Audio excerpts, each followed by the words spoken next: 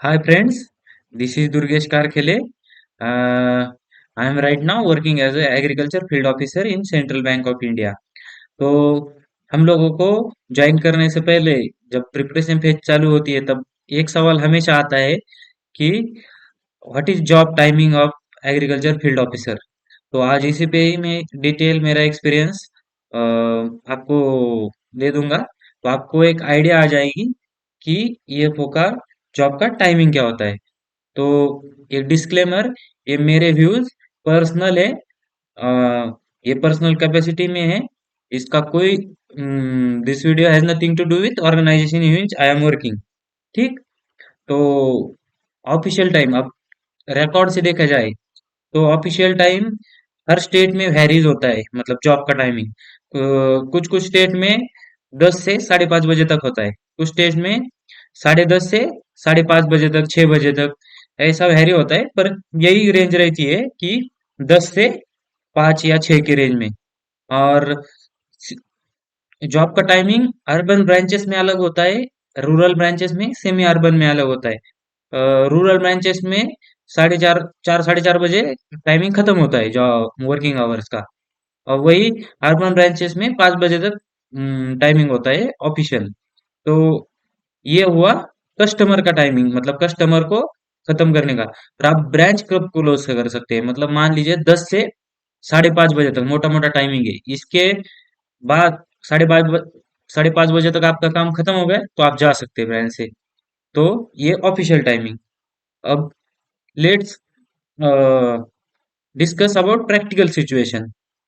तो पहले जान लीजिए कि जब हम ऑफिसर होते हैं, जब हमारे साथ ऑफिसर नाम जुड़ा हुआ होता है, तो हमें ये सर्विस रूल में ऑब्लिगेशन है कि 24/7 हमें कभी भी जब भी जरूरत पड़ेगी ऑर्गेनाइजेशन में हमें काम करना पड़ेगा। मैं ये सिर्फ बैंक के बारे में नहीं बता रहा हूँ, कोई भी स्टेट गवर्नमेंट का ऑफिस हो या सेंट्रल गवर्नमेंट को, जहाँ ऑफिसर नाम लगेगा तो वहाँ आपको 24/7 सर्व करना पड़ेगा। और जहाँ क्लर्क हो, आप क्लर्क 4:45 बजे निकल जा सकते हैं, कौन सा भी डिपार्टमेंट हो।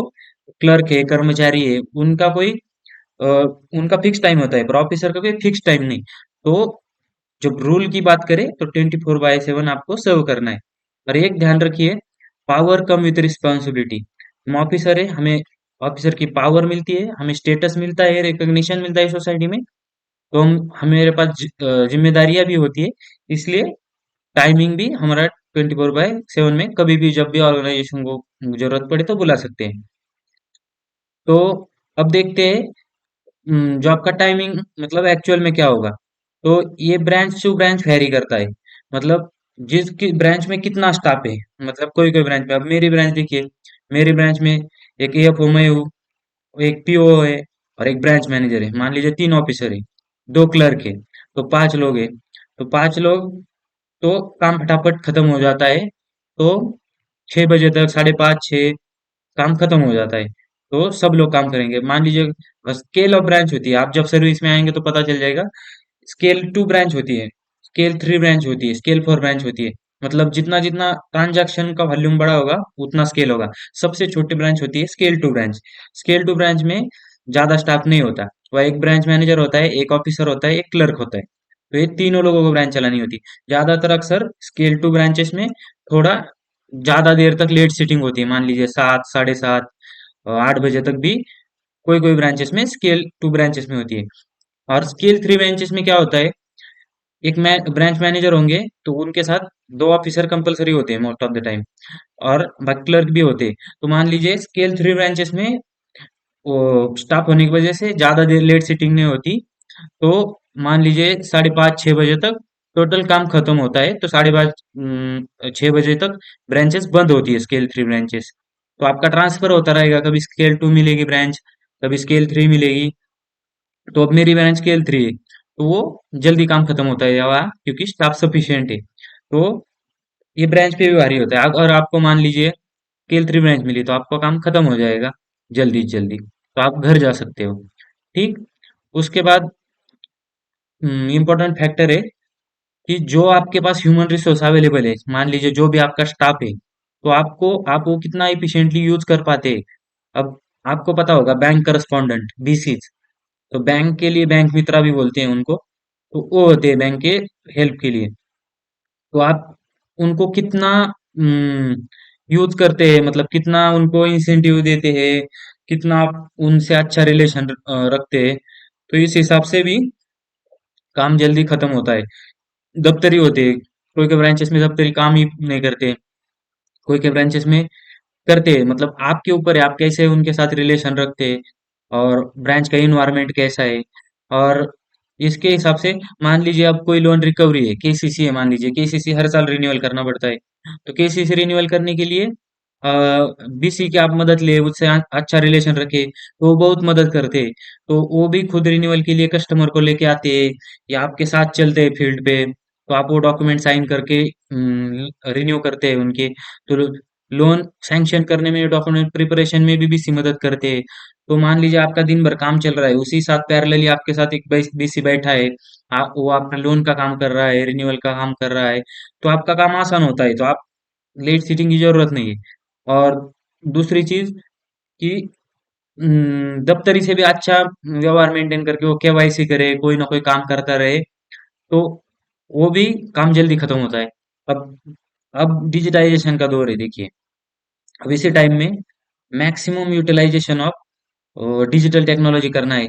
मान लीजिए केवाईसी भी करनी हो तो मोबाइल से एक एसएमएस भेज के केवाईसी हो सकती है। तो आपने मान लीजिए ब्रांच में, प्रीमाइसेस में जगह जगह चिपका दिया है, इस नंबर पे ये यस या डैश डैश मैसेज भेज के केवाईसी होती है। या यूपीआई, ज्यादा से ज्यादा आपने यूपीआई दे दिए लोगों को, नेट बैंकिंग, एटीएम, जितना ज्यादा पेनिट्रेट आपने डिजिटाइजेशन कर दिया वो उस जगह, तो उतना ही आपका लोड कम होता है और उस हिसाब से काम जल्दी खत्म होता है। तो ये भी फैक्टर है कि इस हिसाब से भी आपका वर्कलोड कम रहेगा।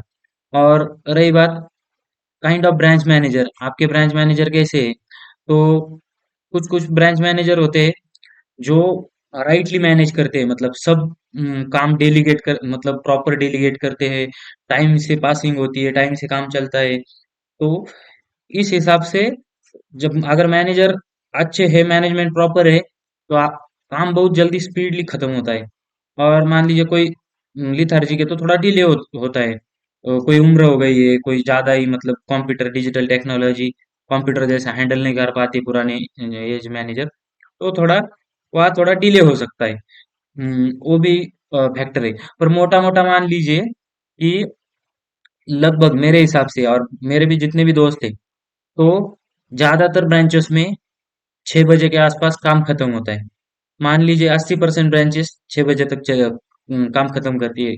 20% कुछ ऐसी ब्रांचेस होगी जहाँ आपकी कैपेसिटी होगी, या जहाँ स्टाफ में बैठता नहीं है एक दूसरे में, कोऑपरेशन नहीं है, ये बोलता है ये काम मेरा नहीं, ये काम उसका है, तो ऐसी ब्रांचेस में थोड़ा काम डिले तक चलता है। पर एक देखिए, ये हुई एक टाइमिंग की बात, मान लीजिए 10 से 6 बजे के आसपास, 6 साढ़े 6 इधर उधर। पर जिस हिसाब से आप सैलरी ले रहे हो ना, इतनी हाई सैलरी और अलाउंसेस बाकी कौन से गवर्नमेंट ऑफिसर को मुझे नहीं लगता इतनी होगी। क्योंकि अब अब मैं अगला वीडियो आपकी डिमांड हो तो मैं सैलरी, एक्चुअल सैलरी है कि उस पे बना दूंगा। तो उस सैलरी के हिसाब से वो जस्टिफाई होता है कि आपको कितना वर्क काम करना पड़ रहा है। और मैं एक बात हमेशा बताऊंगा कि खाली बैठने से अच्छा है कि आप कुछ ना कुछ करते रहिए। मतलब आपके पास अल्टरनेटिव है, अच्छा ऑप्शन है, तो आप नो डाउट आ जा सकते हैं। पर आपके पास कुछ नहीं है और तो आप टाइम के बारे में सोचते रहोगे और पढ़ाई नहीं करोगे, तो उसका कोई मतलब नहीं है। खाली बैठने से कुछ आने वाला नहीं है। अ, जिस काम में आनंद ले आदमी, हैप्पीली काम करे, तो दिन भी गुजर जाता है। तो इसी के साथ गाइस, मैंने ये मेरा ओपिनियन शेयर किया है कि टाइमिंग के बारे में। तो ऐसे ही वीडियो बनाने के लिए ज़्यादा कमेंट विमेंट करिए, तो रिक्वायरमेंट से मोटिवेशन आएगा आपकी, तो मैं वीडियो बनाता चलूंगा। चलिए, थैंक यू। मिलते हैं नेक्स्ट वीडियो में।